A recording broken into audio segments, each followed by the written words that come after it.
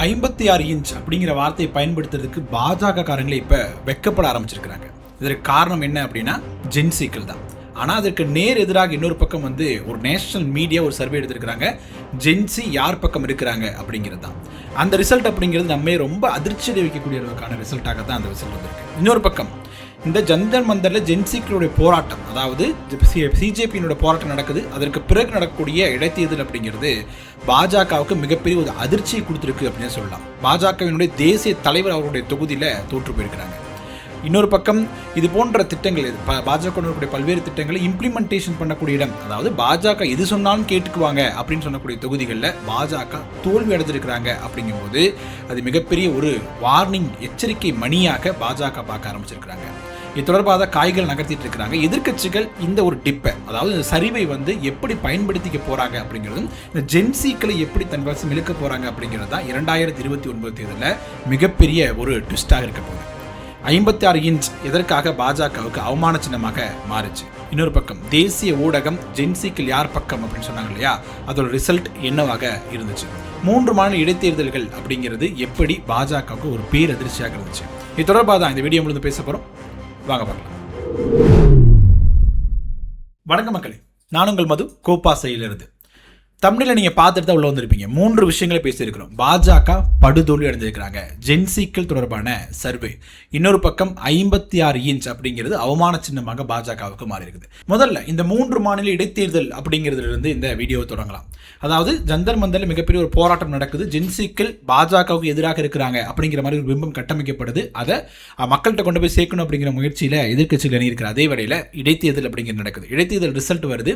இது எதிர்க்கட்சிகள் நினைத்த அளவுக்கு பாஜகவுக்கு பேர் எதிரியா, ஆனால் அதே நேரத்தில் எதிர்க்கட்சிகளுக்கு சாதகமான முடிவா அப்படின்னா இரண்டுமே இல்லை அப்படின்னு தான் சொல்லணும். முதல் விஷயமா என்ன சொல்லலாம் அப்படின்னா, பாஜக எப்போதுமே தாங்கள் ஒரு விஷயத்தை கொண்டு வராங்க அப்படின்னா நாங்கள் எது சொன்னாலும் இந்த மக்கள் ஏற்றுக்குவாங்க அப்படிங்கிற மாதிரி ஒரு தொகுதி தான் பீகார் இருக்கக்கூடிய ஒரு தொகுதி. அந்த தொகுதியில் என்ன நடக்குது அப்படின்னா, பாஜக மிகப்பெரிய ஒரு தோல்வியை சந்திக்கிறாங்க அப்படிங்கிறது தான் மிகப்பெரிய ஒரு பேசுபொருளாக மாறி இருக்குது. பீகார் இருக்கக்கூடிய பான்கிபூர் தொகுதி, இந்த தொகுதியில் வந்து 1995 இப்போ வரைக்கும் தொடர்ந்து பிஜேபி வெற்றி பெற்றுட்டு இருக்கிறாங்க. அதாவது பிஜேபி வந்து ஆட்சி பிடிச்சது அப்படிங்கிற சமீபத்தில் தான். ஆனால் தொடர்ந்து 95 இவங்க சித்தாந்த ரீதியாகவே இந்த தொகுதி அப்படிங்கிறது இவங்களோட ஒன்றிணைஞ்சு போயிருக்கக்கூடிய தொகுதி தான். சித்தாந்த ரீதியாக எந்த ஒரு முடிவு எடுத்தாலும் கூட இந்த இடத்துல இருந்து தொடங்குறது அப்படிங்கிறது அவங்களுடைய ஒரு கொள்கை வழி பாதையாக வச்சு பயணிச்சிருக்கிறாங்க. ஆனால் இந்த ஒரு இடைத்தேர்தல் குறிப்பாக பார்த்தீங்கன்னா ஆளுங்கட்சிக்கு தான் இடைத்தேர்தல் சாதகமாக இருக்கும் அப்படிங்கிறது தான் அரசியல் வரலாறாக இருக்குது. ஆனால் இந்த இடைத்தேர்தல் அப்படிங்கிறது பாஜகவுக்கு எதிராக அமைஞ்சிருக்கிறது அப்படிங்கிறது தான் மிகப்பெரிய ஒரு ஆச்சரியத்தக்க விதமாக இருக்குது. இந்த தேர்தலில் யார் ஜெயிச்சுக்கிறாங்க அப்படின்னா, இந்த ஐபேக் டீமோடைய அந்த நிறுவனராக இருக்கக்கூடிய பிரசாந்த் கிஷோர் அவர்கள் வெற்றி பெறார். அங்கே ஜன்சுராஜ் பார்ட்டி தொடர்ந்து போன தேர்தலில் மிகப்பெரிய தோல்வி அந்த கட்சி சந்திச்சிருந்தாங்க. இப்போ இடைத்தேர்தலில் அவரை முதல் முறையாக நின்று வெற்றியும் பெற்றிருக்கிறார் அப்படிங்கிறது மிகப்பெரிய கவனிக்க வேண்டிய ஒரு விஷயமா இருக்குது. முதல்ல இந்த இடம், அதாவது இந்த தொகுதி இருக்கு இல்லையா, தொகுதி நிறைய வந்து நகர்ப்புறங்களை கொண்ட ஒரு தொகுதியாக இருக்குது. அதாவது 50% மேலே நகர்ப்புறங்கள் இருக்கக்கூடிய தொகுதியாக இருந்தாலும் கூட பாஜக தோல்வி அடைஞ்சிருக்கிறாங்க. ஏன் அது நகர்ப்புறம் அழுத்தி சொல்லணும் அப்படின்னா, நகர்ப்புறங்களில் தான் பாஜகவினுடைய வாக்கு வங்கி அப்படிங்கிறது கணிசமான அளவு இருந்திருக்குது. ஆனால் இந்த இடத்துல மிகப்பெரிய ஒரு தோல்வியை சந்திச்சிருக்கிறாங்க அப்படின்னு தான் நம்ம சொல்லணும். அடுத்த தொகுதி என்ன அப்படின்னா, மத்திய பிரதேசத்தில் இருக்கக்கூடிய தொகுதி. அந்த தொகுதியை பொறுத்த வரைக்கும் அங்கே உட்கட்சி பூசல் அப்படிங்கிறது மிகப்பெரிய ஒரு விஷயமாக பேசப்படுது. அது யாருக்கு ஒருத்தருக்கு சீட் தரணும் அப்படின்னு எதிர்பார்க்கப்படுது. அந்த நபருக்கு சீட் கொடுக்காம மறுக்கப்படுறாரு. அவர்களுக்கு ஆதரவாக கவுன்சிலர்கள் நிறைய பேர், டஜன் கணக்கான கவுன்சிலர்கள் வந்து அவருக்கு எதிராக ஆப்போசிட்டாக வேலை பார்த்தாங்க அப்படிங்கிறத நம்ம சொல்லலாம். அதாவது பாஜகவை பொறுத்த வரைக்கும் அவங்களோட கட்டமைப்பு பலம் அப்படிங்கிறது மிகப்பெரிய அளவில் பேசப்படக்கூடிய ஒன்றாக இருக்கும். ஆனால் இந்த தேர்தலில் அவங்க கட்டமைப்பு பலத்தின் மூலமாகவே அந்த பாஜக சரிஞ்சிருக்கிறாங்க அப்படிங்கிறதா மிக முக்கியமான விஷயமாக இருக்குது. அதே நேரத்தில் குஜராத்தில் இன்னொரு தொகுதியில் இருக்குது. அந்த தொகுதியில் வெற்றி பெற்றிருக்கிறாங்க. ஆனால் இதுக்கு முன்பாக 1 லட்சம் வாக்குகளுக்கு குறைவாக அந்த தொகுதியில் வெற்றி பெற்றதே இல்லை அப்படிங்கிறத வரலாறாக இருக்குது. ஆனால் இந்த தேர்தலை பொறுத்த வரைக்கும் 25,000 30,000 வாக்குகள் வித்தியாசத்தில் வெற்றி பெறாங்க அப்படிங்கிறத நம்மால் பார்க்க முடியுது. ஸோ 3 விதமான இடைத்தேர்தல்கள், 3 விதமான இடைத்தேர்தல்கள் வேறு வேறு செய்திகளை சொல்லுது. முதல் என்னன்னா, பாஜகவோட சித்தாந்தம் ஊறி போன ஒரு இடத்துல பாஜக தோத்து போறாங்க அப்படிங்கும் பொழுது அவங்க சித்தாந்தம் அடி வாங்க தொடங்கி இருக்கிறது அப்படிங்கிறத பாஜகனுடைய முதல் சரிவாக நம்ம பார்க்கலாம். இன்னொரு இதை என்ன சொல்லலாம் அப்படின்னா, அவங்களோட கட்டமைப்பு பலம், பாஜக என்றாலே கட்டமைப்பு பலம் அப்படிங்கிறது மிகப்பெரிய பேசப்படும் பொழுது இன்னொரு தொகுதி கட்டமைப்பு பலத்தின் மூலமாகவே தோற்று போயிருக்கிறாங்க அப்படிங்கும் போதும் கட்டமைப்பும் ஆங்காங்கே சிதைய தொடங்கி இருக்கிறது அப்படின்னு அவருக்கு, அதாவது மோடி அவர்களுக்கு எதிராக யாருமே பேச மாட்டாங்க அப்படிங்கிறது மாறி அவங்களுக்கு எதிராக குரல் கொடுக்க வெளிப்படையாக வெளிப்படையாக குரல் கொடுக்க தொடங்கியிருக்கிறாங்க அப்படிங்கிறதும் பேசக்கூடிய ஒரு பொருளாக மாறி இருக்குது. இன்னொரு பக்கம் குஜராத் அப்படிங்கிறது மோடி அவர்களாக இருக்கட்டும், அமித்ஷா அவர்களாக இருக்கட்டும், அவங்களுடைய மாநிலமாக இருக்குது. அங்கே எப்போதுமே குஜராத் அப்படின்னாலே பாஜக அப்படிங்கிறது என்ன தான் இருக்குது. ஆனால் இந்த தேர்தலில் அது நிலை மாறி இருக்குது. கொஞ்சம் கொஞ்சமாக அவங்க சரிவை நோக்கி போயிட்டு இருக்கிறாங்க அப்படிங்கிற விஷயமாக பார்க்கப்படுது. இது 3 விஷயங்களும் பாஜக எதிர்முனையில் திரும்பி இருக்குது. இடைத்தேர்தல் முடிவு அப்படிங்கிறது பாஜகவுக்கு மிகப்பெரிய ஒரு எச்சரிக்கை மணியாக இருக்குது அப்படிங்கிறதுல எந்த ஒரு மாற்று கருத்துமே இருக்க முடியாது. அடுத்த விஷயம் என்ன அப்படின்னா 56 இன்ச் அப்படிங்கிறது பாஜகவினுடைய ஒரு தேர்தல் பிரச்சாரத்தினுடைய முக்கியமான வாக்கியமாகவே இருந்துச்சு. அதாவது மோடி அவர்களே பெருமைப்படும் விதமாக பேசுகிறாங்க. ஆனால் இப்போ பாஜக காரங்களே இந்த வார்த்தையை பயன்படுத்த முகம் சுளிக்கிறாங்க, வெக்கப்படுறாங்க அப்படின்னு சொல்லணும். பாஜக காரங்க பேசவும் பயப்படுறாங்க, அவங்க சொல்றதை கேட்கறதற்கும் பாஜக காரங்க தயாராக இல்லை அப்படிங்கிற ஒரு நிலையை ஜென்சிக்கள் உருவாக்கியிருக்கிறாங்க. இது என்ன கதை அப்படின்னு உள்ள போய் நம்ம பார்க்கும் பொழுது 56 இன்ச் கா சோட்டா பந்தர் அப்படிங்கிற ஒரு இந்தி வாக்கியம், இந்திங்கிறது பெருசாக தெரியாது அப்படிங்கிறதுனால இந்த ஒரு விஷயத்தை மட்டும் நான் பார்த்தே உங்கள்கிட்ட சொல்லலாம் அப்படிங்கிற கன்வே பண்ணலாம் அப்படின்னு நினைக்கிறேன்.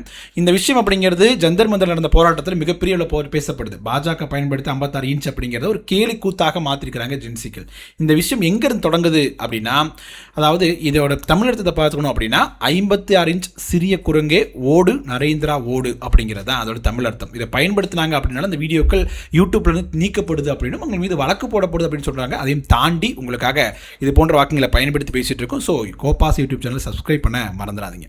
மகாராஷ்டிராவில் இருக்கக்கூடிய மகாத்மா காந்தி இந்தி பல்கலைக்கழகத்தில் ஒரு மாணவர்களுக்கான எலெக்ஷன் அப்படிங்கிற நடக்குது. அந்த எலெக்ஷனில் வந்து ஏபிவிபி, அதாவது பாஜகவினுடைய ஆதரவு பெற்ற மாணவர் இயக்கத்தினுடைய தலைவர் தோற்கடிக்கப்படுறார்.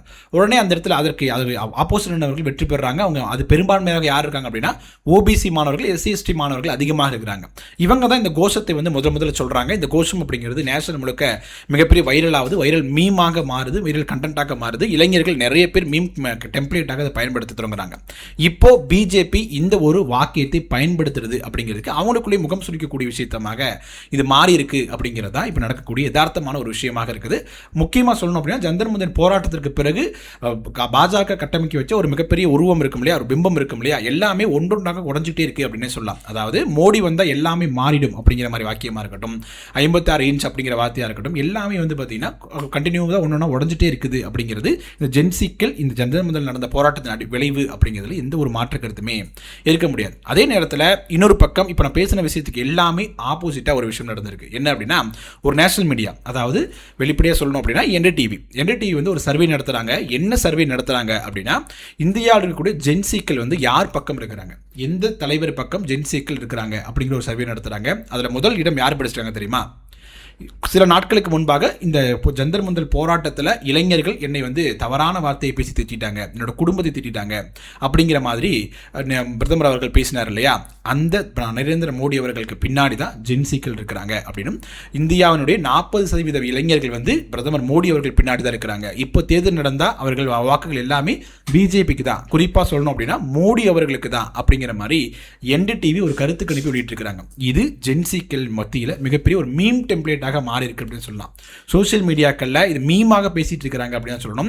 நாங்க அவங்க பின்னாடி இல்லை, நாங்க அவங்களுக்கு எதிராக இருக்கிறோம், அவங்களுக்கு எதிரான கருத்துக்களை சொல்லிட்டு இருக்கிறோம். இதுக்கு முன்னாடி பேசிய விஷயங்கள் எல்லாத்தையும் முன்னிறுத்தி பேசி இப்போ நாங்க அவங்க கூட இல்லை, அவங்களுக்கு எதிராக இருக்கிறோம் அப்படிங்கிற மாதிரி ஜென்சிக்கள் வெளிப்படையாக பேச ஆரம்பிச்சிருக்காங்க அப்படிங்கிறது நம்ம சோசியல் மீடியாக்கள் மீம்களின் மூலமாக நம்ம தெரிஞ்சுக்க முடியும். இது மீமாக மாறும் அப்படின்னு தெரிஞ்சதுக்கு அப்புறம் கூட என்டிடிவி இது மாதிரி ஒரு இதை வந்து ஏன் வெளியிடணும் அப்படின்னா இது ஒரு நரேட்டிவ் செட் பண்ணக்கூடிய ஒரு வேலை அப்படிங்கிற மாதிரியான விமர்சனம் எல்லாம் தொடங்கியிருக்கு. என்டிடிவி யாரோடது அப்படின்னா பாஜகவினுடைய ஆதரவு பெற்ற ஒரு நபருடைய உரிமையாளராக இருக்கக்கூடிய ஒருத்தருடைய வீடியோ தொலைக்காட்சியாகத்தான் என்டிடிவி இருக்குது.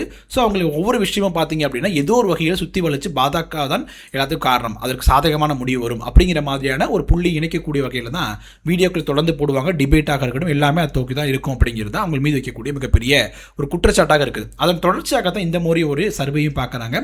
ஜென்சிக்கள் யார் பக்கம் இருக்கிறாங்களா அப்படிங்கிற சர்வே எதற்காக இப்போ எடுக்கணும், அதாவது ஜந்தர் மந்தரில் மிகப்பெரிய போராட்டம் நடக்குது, இளைஞர்கள் ஒட்டுமொத்தமாக பாஜக எதிராக இருக்கிறாங்க அப்படிங்கிற பிம்பம் உருவாக்கப்படுது. ஆனால் எதிராக இருக்கக்கூடிய அந்த இளைஞர்களை யார் பயன்படுத்திக்க போறாங்க, அதாவது பாஜக எதிரான இளைஞர்களை எதிர்க்கட்சிகள் பயன்படுத்திக்க போறாங்களா, இல்லை சிஜேபி மூன்றாவது அணியாக உருவாக்க போகுதா, இல்லை மாநில கட்சிகள் எல்லாம் இணைந்து ஒரு மூன்றாவது அணி உருவாக்க போறாங்களா அப்படின்னு நிறைய டிபேட் போயிட்டு இருக்கும் பொழுது திடீர்னு இந்த ஒரு சர்வே அப்படிங்கிறது மிகப்பெரிய ஒரு ட்ரெண்ட் ஆகுது. இளைஞர்கள் யார் பக்கம் இல்லை, பிஜேபி பக்கம் தான் இருக்கிறாங்க. ஸோ நீங்க எதிர்க்கட்சிகளாக இருக்கட்டும், சிஜேபியாக இருக்கட்டும், மாநில கட்சிகளாக இருக்கட்டும், நீங்க மூன்றாவது அணி உருவாக்குறதுனால எந்த ஒரு யூஸுமே கிடையாது அப்படிங்கிற ஒரு நிறைய நரேட்டிவ் செட் பண்ணணும் அப்படிங்கிறதுக்காக தான் NDTV இது போன்ற ஒரு முயற்சி எடுத்திருக்கிறாங்க அப்படிங்கிற மாதிரி குற்றச்சாட்டை எதிர்க்கட்சிகளும் சரி அரசியல் விமர்சகர்களும் தொடர்ந்து வைக்கிறாங்க அப்படிங்கிற மாதிரி பார்க்க முடியுது.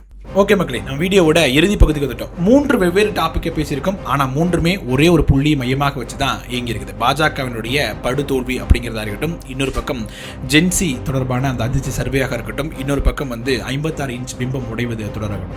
இது எல்லாமே 2029 தேர்தலை நோக்கி நம்ம நகர்த்தி கொண்டிருக்கக்கூடிய ஒரு கான்செப்ட் தான். அப்படி இருக்கும் பொழுது 2029 தேர்தல் எதை நோக்கி போகும்? ஜென்சிக்களுடைய ஆதிக்கம் அப்படிங்கிறது இந்த தேர்தலில் எதிரொலிக்கும் நினைக்கிறீங்களா? இல்லை எப்பவும் போல சோசியல் மீடியாவிலேயே அது கடந்து போயிடும், அது மிகப்பெரிய தாக்கத்தை ஏற்படுத்தாது அப்படின்னு நினைக்கிறீங்களா? உங்களோட கருத்துக்கள் என்ன அப்படிங்கிறத கமெண்ட் செக்ஷன் சொல்லுங்கள். வீடியோ பிடிச்சிச்சு அப்படின்னா லைக் பண்ணுங்கள், ஷேர் பண்ணுங்கள், கோபாஸ் யூடியூப் சேனலை சப்ஸ்கிரைப் பண்ணிக்கோங்க. தொடர்ந்து பேசுவோம். நன்றி.